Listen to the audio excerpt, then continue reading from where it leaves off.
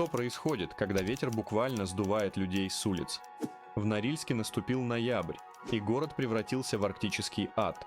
Температура упала до минус 20 градусов, а порывы ветра достигают 58 километров в час.